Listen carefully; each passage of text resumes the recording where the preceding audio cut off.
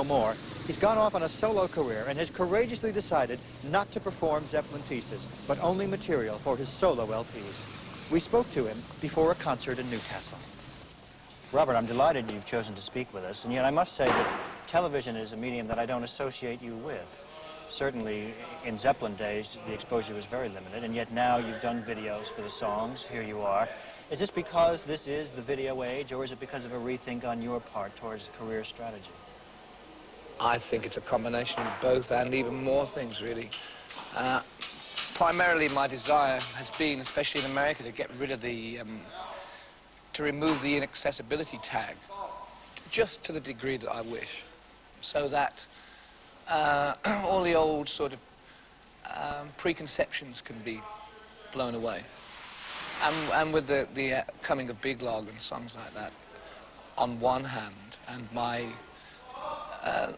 ability to talk, it sort of gets rid of all that kind of other era situation. I think it's time to do that, and it's time to do it reasonably emphatically.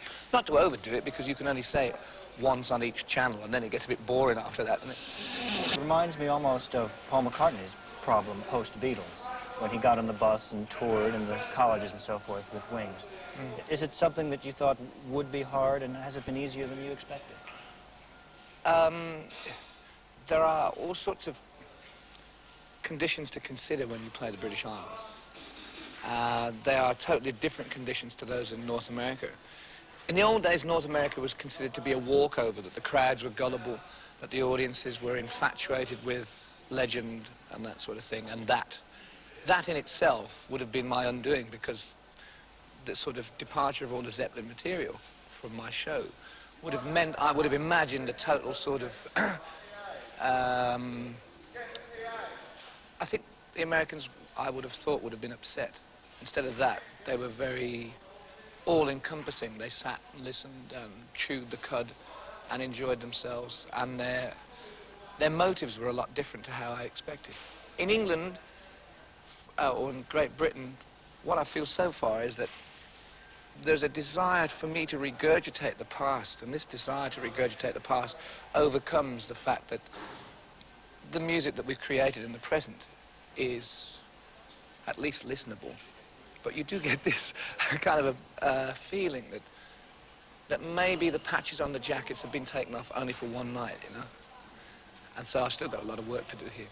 Do you still hear from the stage at night kids baying out Stairway to Heaven and so forth? No, I think they've got the picture now. I think it's, it would be insulting to everybody involved for me to sort of rehash that.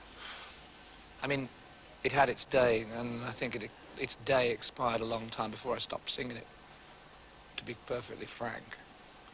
You can only sing a song so many times and mean it. And I'm really glad that I'm not still in that position where I have to churn, sometimes unemotionally, sing songs that I've been well known for. Now I'm singing new songs with a lot more endeavor, you know. And I think in America, you were helped in this with a radio revolution, where in a sense, a lot of the giants of the 70s no longer are played as much in the early 80s, and your solo career happens to coincide with that.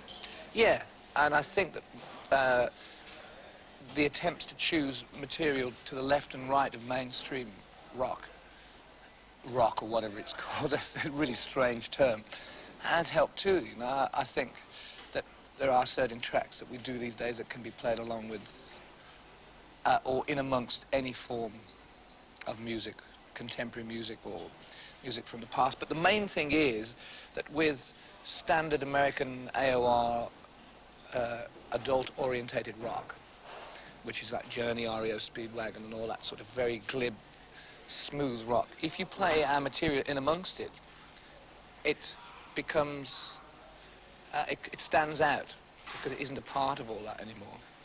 And yet if you play it, perhaps my impressions are wrong, but you can put it also alongside Yazoo and Depeche Mode, and parts of it, songs like Messing with the Mekong and things like that, can stand alongside those things, but never really be put into any bracket, any fold.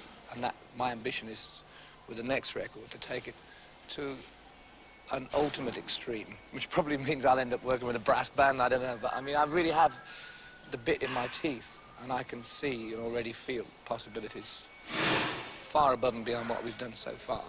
So it isn't really like roll out the barrel and all in the van and let's go and have a good time at Newcastle City Hall. It's, I'm trying to lay the foundations with an English audience for them to be prepared to accept what I do next. And you can feel it in the crowd sometimes, the kind of agitation. It's also, for 1 3/4 hours or whatever we play, with the amount of radio exposure that you get in Great Britain with my music, it being that limited, the kids are having a lot to digest. You know, I mean, Big Log was played very successfully by most radio. And Big Log is an embarrassment for a lot of these kids who come to actually pretend that they recognize, you know. I mean, the idea of me singing, leading me on, leading me down, you know, I mean, the only thing is the finger pointing and chicken in the basket in places. And these kids are a bit embarrassed with my changes at times, I think. And yet, that's a great record. You must respect it. Absolutely. It's probably one of the best records I've ever made. But it was so left of center, again, that I think the die-hard people who would have supported me through to the end, if I'd have made 10,000 burning down one sides and they'd have all flopped, they would have been far more proud of me. And yet I'm far more proud of Big Log than I am of any number of burning down one sides. Well, let's talk about Robbie Blunt, who is your guitarist. And my cup of tea, which is on the floor here. Hello, Rob. He's been with you now for a few years, and he's co-written much of the material on the 2 albums with you. How did your relationship begin?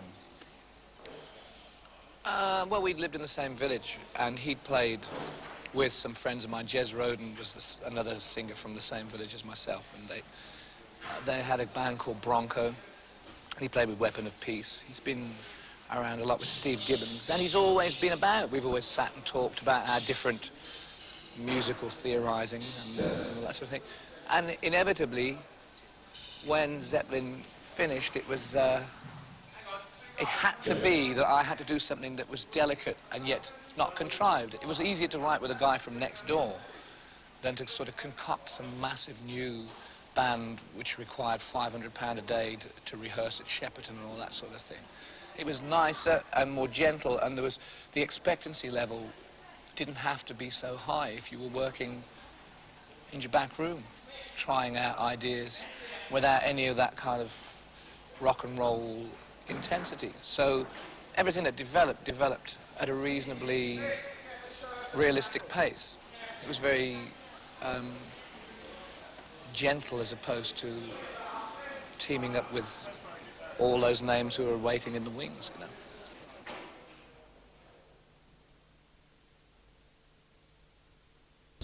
The lead singer of Led Zeppelin, but also in a different role when you sang Little Sister with Dave Edmunds at the Kampuchea benefit. Now, that, though it wasn't the type of style you were associated with, is from an era of music you love, isn't it? Yeah, very much. Well, you were saying going back to shorter songs. Well,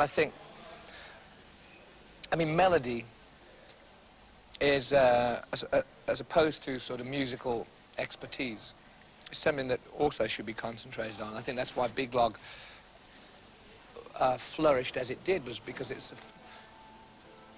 something that needs to be done more and more and more and more. I mean, it's done everywhere else, but in the old camp, it wasn't of primary importance. Now I think, when I listen to Pomus and Schumann or Lieber and Stoller stuff, after all the years of having listened to it, I realize that in that building in New York, the Brill building, that you know more about than me more than likely, there were just lots of rooms with lots of pianos and people writing songs like Bless You by Tony Orlando, Might As Well Rain Until September, you know, Will You Still Love Me Tomorrow? They're melodies that you can never, never, never forget. And I don't know, the world needs melody. You were in these groups with names like the Tennessee Teens. How did you actually feel when you got there? When I got there, after that journey through, well, I thought that there were bands on the way that were equally as good as what I was in as Zeppelin in its beginnings. I mean, the Band of Joy, the last sort of genre of the Band of Joy was an exceptionally good band, exceptionally good. I've got acetates of recordings that we made in London in 1967 that are phenomenal. And it's myself and Bonzo playing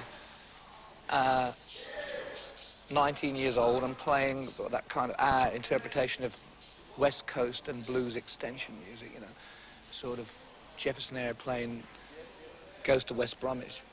And it was really very, very good, you know.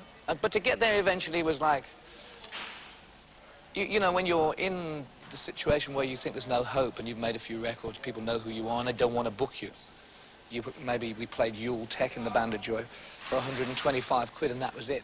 And we used to play at the Middle Earth regularly in London. But when you get the impression that nobody really gives two hoots, you start thinking of going back to childhood accountancy and all that, and then suddenly, bang. And you go, but I've been doing this in this manner for a long time. And it's just that, I think Jimmy used to say, it's the sort of chemistry suddenly made it all far more appropriate. I was overjoyed in many respects and completely confused in others. Do you think it was chemistry? Yes, definitely. Most definitely. I mean, Bonzo and I were like, out now, adamant. We'd been sort of hungry for that long. That there was a chance where we were playing with two excellent musicians, excellent in totally different ways. But it was like the ultimate chance. No longer did Bonzo have to set his drums up right at the front of the stage to be noticed in the speakeasy and give me no room to move in case anybody saw him and made him into a hero. We could now sit back and take whatever we did forward with a bit more confidence. And chemistry is an old cliche, but I guess that's at that time was what it was. And it blasted a path right the way through music, for better or worse in some people's eyes. But it made, amidst some subtlety, it made close seconds really mediocre. And some of those close seconds are still going through the same motions. And I'm really glad that I don't have to do that. Well, there's no doubt that Zeppelin were at the forefront of that field. Indeed, it's hard to realize that the term heavy music wasn't a very popular one beforehand. Oh, no. I mean, absolutely not. In a kind of diluted way, it was probably as unfashionable and threatening as the advent of, as moms and dads knowing their kids were going to see The Damned in Covent Garden, you know, in 1977. I mean, it was like, keep the kids away. You get spat at in America if you walk down the street.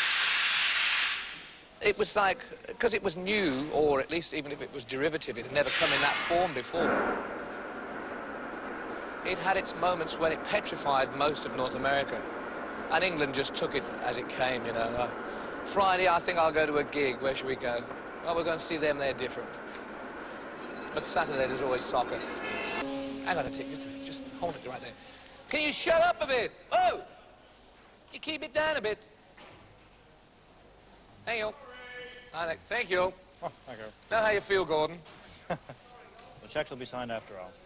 No problem. The show? Oh, yes. If only you could see the lights down here. Any minute. Well, give us a little warning.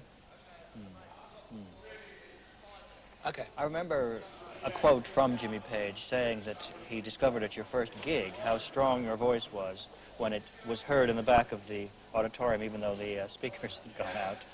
When did you first become aware that you really had a voice that was as high in volume as emotional content? That's a nice way of putting it.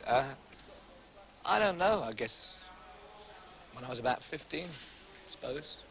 I mean, PAs were pretty minimal in the days of trying to do Spoonful by Howlin' Wolf and trying to reach the back of a crowd of 500 people who didn't really care. I've just made sure that everybody heard me. But I think really that using that amount of volume with a voice and pushing that much past the vocal cords just gives one form of singing. You know, I mean, just gives one form of expression. And I don't think, particularly now, that that's the way to do it. You know, I mean, I have the volume, but I don't use it, because if you use the volume, you lose what nuances you may have, because you can't glide so well. You can't make the voice switch and swirl around quite so easily, because you're just, the velocity is that sheer that you can't, you know, bend it around quite as much.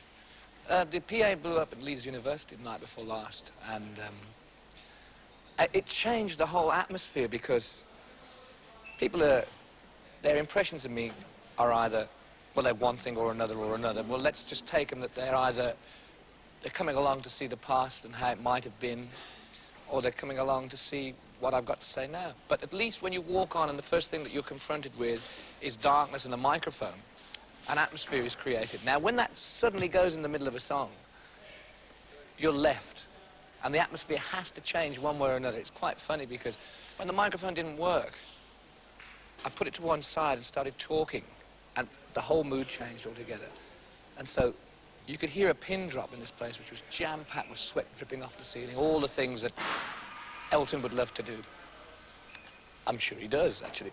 And the conversation that followed was really funny because I was talking at this volume, and I didn't have to do the kind of, the sort of fingers up in the air and hear me, you know, and it was a great alternative. And it also made this, or it went to help to make this British tour, for me, a very comfortable occasion, because suddenly that atmosphere had gone, the aura, that sort of standing and doing that number, had just been, because the equipment had broken down, I was just left there going, now we have to look up at, it's all different now, it's just you and me, you know, and I don't know any jokes.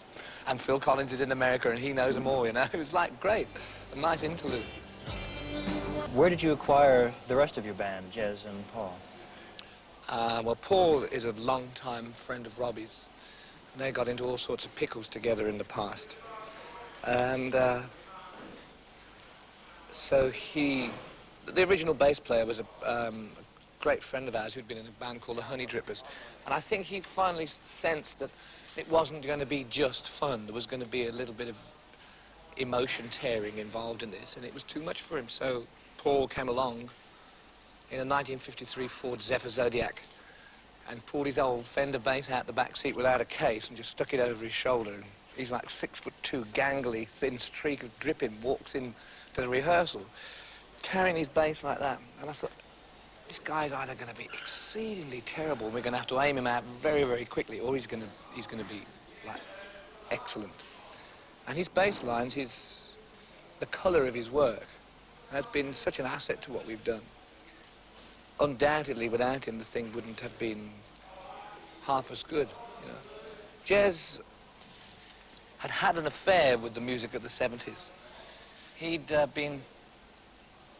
Now, some bands, perhaps they like to play and they like to think that they're really good and they're doing things, and there's only 3 of them on the stage and it's looking fantastic. So they get another 2 or 3 members behind curtains. And he was one of those guys who spent a long time with a band behind a curtain, traveling America, doing 20,000 seaters, packed crowds, and nobody knew that Jez Woodruff was behind the curtain. So we finally took the curtains from round him. If he plays up, we've got a little one standing by, actually. But he's great. I mean, he's all right. Does his job nicely. You had what must have been a pleasure in having Phil Collins play on most of the tracks on the first 2 albums, and indeed on the American tour with you. You said we could expect some musical expansion on your future albums. What are you toying with at the moment? Just a vivid imagination, really. And a desire, as usual, not to stand still. I think the music has been perhaps two-dimensional at the moment. The first album, Pictures at 11, was a kind of an emotional retort to sort of compensate for the fact that I knew that there was no more Led Zeppelin, but I was brimming over with my more Zeppelin-esque emotions, vocally and writing-wise. And then I knew that the next Principle of Moments had to move around or move across a little bit. And it's no great dramatic movement, but at least it's enough to make a few people uncomfortable. And that might sound like a strange thing to say, but it was hard to make because it was the gaps that we left out that counted more than what we put in, you know. And yet I think that even though Pictures at 11 had a more immediate response in America, where it got to #2 in the charts, nonetheless, the more recent album, Principle of Moments, shows you in evolution to somewhere. Yeah, absolutely. And it's sold more in consequence, despite it not getting the same... I mean, it didn't go to #2 and then disappear. It's been around for many, many weeks now, and it had to be the way it was, even if it is not always comfortable, and if at times some of the predictability is gone. it's just really the beginning. I mean, I would very much like to... I mean, I listen to Cocteau Twins, and there's a song by the girl from the Cocteau Twins, This Mortal Coil. She calls whatever it is that they are.